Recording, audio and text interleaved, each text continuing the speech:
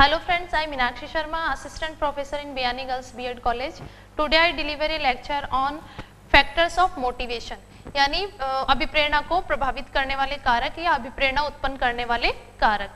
अभिप्रेरणा एक व्यक्ति की आंतरिक व सामाजिक क्रिया है जिसके फलस्वरूप वह एक व्यक्ति की आवश्यकता की पूर्ति से शुरू होती है तथा उसकी संतुष्टि तक निरंतर चलती रहती है।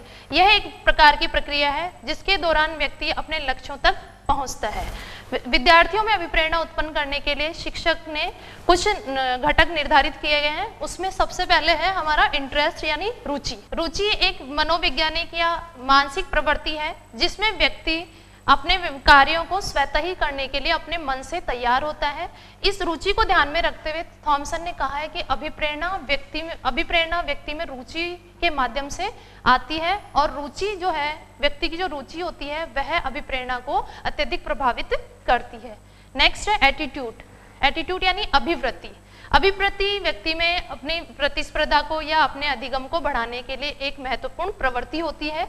यह एक व्यक्ति के शिक्षण के दौरान अनुभवों की व्यवस्थित और निरंतर चलने वाली प्रक्रिया होती है। इसे संवेगात्मक प्रवृत्ति कहते हैं। अभिवृत्ति जो है वह नकारात्मक और सकारात्मक दोनों रूप में होती है। यह शिक्षण के दौरान धीरे धीरे परिवर्तित होती रहती है। अभिवृत्ति के माध्यम से व्यक्ति किसी भी कार्य के प्रति या किसी भी मनोवैज्ञानिक दशा के प्रति क्रिया करना सीख जाता है। नेक्स्ट है कंपटीशन यानी प्रतियोगिता। प्रतियोगिता जो अभिप्रेरणा को प्रतियोगिता के माध्यम से व्यक्ति में अभिप्रेरणा अत्यधिक रूप से प्रतियोगिता जो है व्यक्ति की अभिप्रेरणा को अत्यधिक रूप से प्रभावित करती है।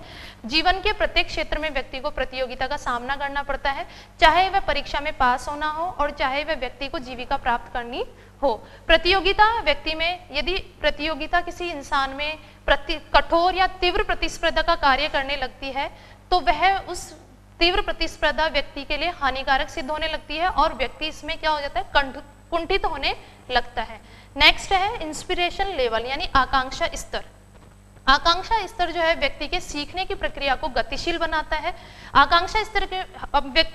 आकांक्षा स्तर के माध्यम से व्यक्ति अपने कार्यों के प्रति क्रियाशील होता है, यानी वह अपने कार्यों की पूर्ति करने के लिए निरंतर प्रयत्नशील रहता है। और ये प्रयत्नशील रहने के साथ साथ जब वह कार्य करता है तो उसमें यदि सफलता मिलती है तो उसका आकांक्षा का जो स्तर है वह उच्च होने लगता है और यदि उसे असफलता मिलती है तो आकांक्षा का स्तर निम्न होने लगता है। इस ऐसी स्थिति में कक्षा शिक्षण के दौरान शिक्षक का यह महत्वपूर्ण दायित्व बनता है कि विद्यार्थियों में आकांक्षा स्तर को बढ़ाए और उसके व्यवहार में परिवर्तन लेकर आए। नेक्स्ट है रीइंफोर्समेंट एंड पनिशमेंट यानी पुरस्कार एवं दंड। पुरस्कार और दंड का महत्वपूर्ण जो उद्देश्य होता है वह विद्यार्थी के भावी व्यवहार में अनुकूल प्रभाव डालना होता है, यानी विद्यार्थी का जो व्यवहार है उसमें अनुकूलन के माध्यम से परिवर्तन होना चाहिए। और पुरस्कार और दंड के माध्यम से जो होता है हमारे अवांछित जो व्यवहार होते हैं उनको हटा दिया जाता है।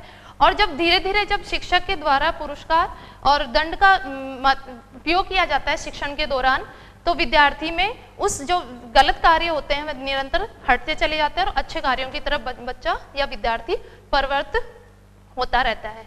पुरस्कार के माध्यम से समय समय पर जो शिक्षक को यह ध्यान में रखना होता है कि पुरस्कार और दंड जो है समय अनुकूल या परिस्थिति के आधार पर विद्यार्थी को देना चाहिए, नहीं तो वह एक प्रेरक का कार्य नहीं करेगा बल्कि यह एक कुंठित प्रवृत्ति बन जाएगी।